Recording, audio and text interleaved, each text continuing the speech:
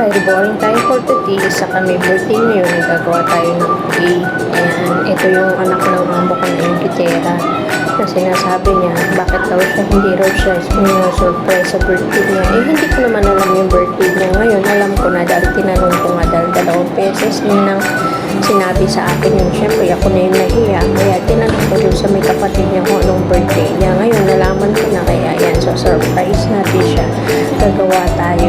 Diba? Kahit hindi naman maganda, pero simple lang. At least na-surprise na natin sila. Tapos, magiging masaya siya niya. Hindi natin imagine kung gaano siya kasaya pag sinurprise natin siya. Kaya yan. Nandito kami sa bukid. Kahit walang gamit na pre-provide ko, diniskartehan ko na lang kung paano gagawa. Kaya tignan nyo yung plato niya sa yung tsura ng cake na dapat bilog sa square. Naging ayan pakaba. Kaya basta makagawa tayo ng cake ko, diba? Tapos ayan, gumawa rin ako ng pang letter para lalagyan natin siya ng happy birthday Juwaher. Ayan, Juwaher ang pangalan niya. Pero ang pronunciation yun Juwahed. Pero ang spelling niya Juwaher. Kaya ganyan.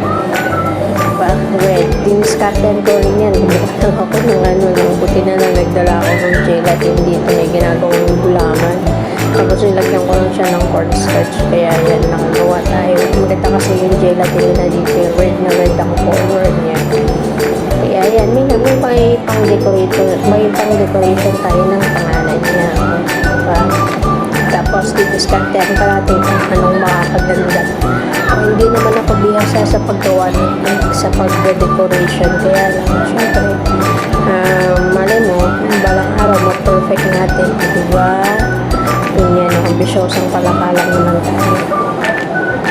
Ayan na siya, nung wala pa siyang decoration, tapos ayan na yan, na-decorationan ko siya. Ayan, nilagay ko siya muna sa rep habang inaantay sila dahil panghapon nila yan. Tapos, hindi pa ako nasiyahan. Siyempre, nilagyan pa natin ng another decoration. O, diba, happy siya, nag-I love you pa siya sa akin. Yun lang.